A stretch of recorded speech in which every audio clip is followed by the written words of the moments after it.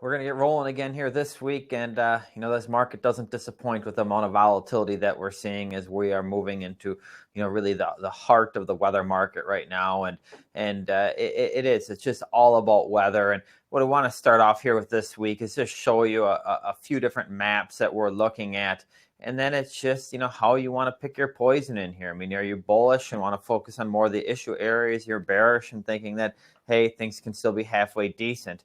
But again, it's just a matter of interpretation and how you want to read this thing. But we're going to go through a few things and what has our attention in here. The first thing is this is a drought monitor map. I mean, it was released last Thursday. They're come out every Thursday. And I think when you take a look at this, what you really have to acknowledge is a major drought is up in the northern plains, specifically, North Dakota or north central North Dakota. That's the focus of the dry weather area.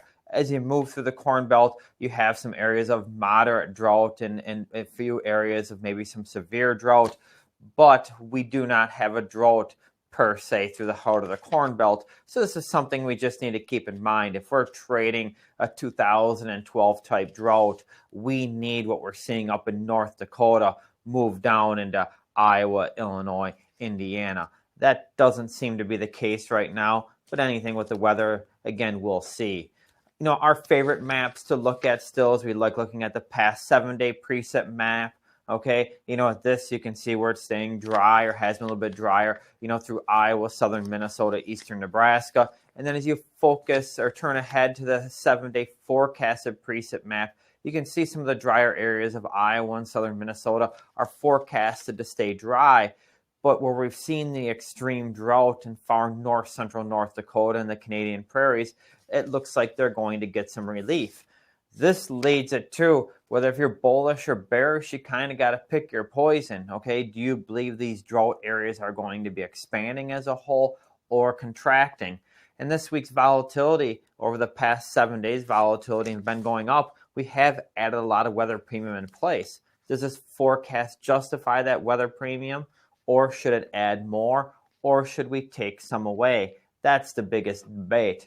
The other thing the market really takes a look at are the National Weather Service, 6 to 10 day and 8 to 14 day forecast. As you can see here, it's warmer, okay, especially in the west or northwest Corn Belt. You move more normal temperatures and cool as you move east. But here you got the below normal precip on the 8 to 14 day outlook. Okay, this gives the drought bulls some ammunition that way. So now we went through the weather. What are we going to go towards on the markets? And we've talked about this on not only in a report, but our webinar last week, over the last couple of weeks. We think the market that needs to be the focus is Minneapolis wheat. And what we have in front of us here is the September 21 Minneapolis wheat chart. And the two lines on there, the one is at 680, and that was our low on May 26. And the other red line, horizontal line up at 840, that's a little bit below the high from yesterday. But our point is September Minneapolis wheat rallied $1.60 a bushel in the previous 8 days. Okay, that is what supported the entire market rally. Now, if we narrow this down just to the last 2 days, right when we walked in here, we'd like to point out that September Minneapolis wheat futures are about 70 cents off of yesterday's high. This Minneapolis wheat market is respecting the weather maps. The extreme drought led to the big rally. Now we're getting a bunch of forecasted rain, and there was some precip here the last couple of days. We're taking that weather premium away. Minneapolis wheat needs to be watched. Even if you're a corn farmer in Illinois or Indiana, I think this is a year where everyone needs to have a Minneapolis wheat chart in front of them and pay attention to what's going on. As I flip over here to a November bean chart, on these two horizontal red lines in here, again, that lines up with the May 26 low to yesterday's high. On soybeans, we rallied from a low of about 1340, and yesterday we peaked out at 1480. I had 1470 here on this chart. We've rallied $1.30, $1.40 a bushel in 8 days. What we need to remember is Minneapolis led this rally up. Okay, it wasn't beans. It was, well, they're raising a lot of beans up in spring wheat country. We need to add some premium to this bean market as well. What we find real interesting, though, is over the last 2 days, we've had Minneapolis wheat futures break around 70 cents off their high, yet bean futures are only 40 cents off its high. If we back up a week ago on June 3rd, we had spring wheat futures trading at $7.70, about today's low, but we had bean futures at 14 bucks. Right now we're sitting at 14.50 to 14.60.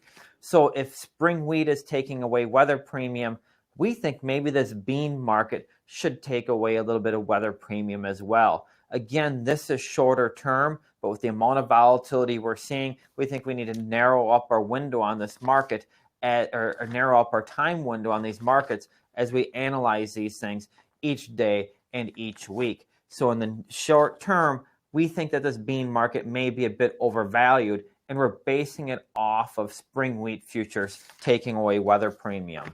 We're going to switch over to a corn chart. And again, we got a couple lines on here, $5 to $5.80. We thought that $5.80 would kind of peak this market out or stop us on a weather rally. But when spring wheat and soybean futures made new contract highs, this corn market went a little further than what we would have expected. Just like spring wheat and beans rallying substantially, corn rallied a little over $1 a bushel in 8 days. Now, over the last 2 days, we're only sitting about 15 cents off of yesterday's high. Again, it comes down to spring wheat. Another thing that has our attention here is when we look ahead to 22 production, we got Dees 22 corn at 5.15, Nov 22 beans above 13 bucks. We got a couple of wheat contracts on the north side of $7, and KC wheat at 6.30. So, we've had many questions in here these first 2 days. When's a good place to start selling next year, the 22 crop? I think these values need to be considered.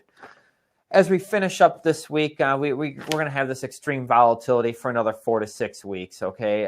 It's here.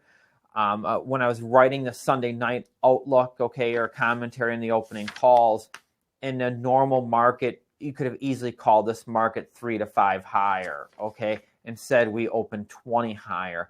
This volatility is going to stay. As you look at these weather maps in here, both the bulls have a story and the bears have a story. Over the previous 7 days, the bulls have been winning out.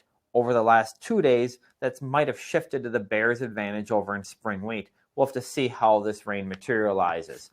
Our marketing plan in here right now, not going to go through anything different. It's pretty much the same. We got to just gradually reward rallies, budget dollars for puts, expect a lot of volatility. The other thing is we need to start looking ahead to 2022. I know this is difficult and it is a change, okay? But spring wheat is very important. We're not highlighting, we got the supply demand report out on Thursday. I mean, we do have a monthly report we need to respect, but the biggest report from the USDA in the month of June is the end of the month acreage and stocks report. That'll have much more impact on the market than the report out on Thursday. Also, in mid-June is the middle of the weather market in here. So again, that report on Thursday, we have to respect the numbers that the USDA changes, but it'll quickly become old news as everyone looks towards the weather and the end of the month June report. Today I wore a hat today, and the reason why I wore a hat is we often look for some email suggestions in here, and so the first couple of producers who email us a suggestion on what they'd like to see on a slide or a topic on this webinar, we're gonna send you a hat, a Prime Ag hat. So just try to mix it up a little bit. Again, thanks for tuning in. Any questions? Give us a call or drop us an email. Email is going to be admin@prime-ag.net. If you can email us there, admin@prime-ag.net, that would be great. Have a wonderful day.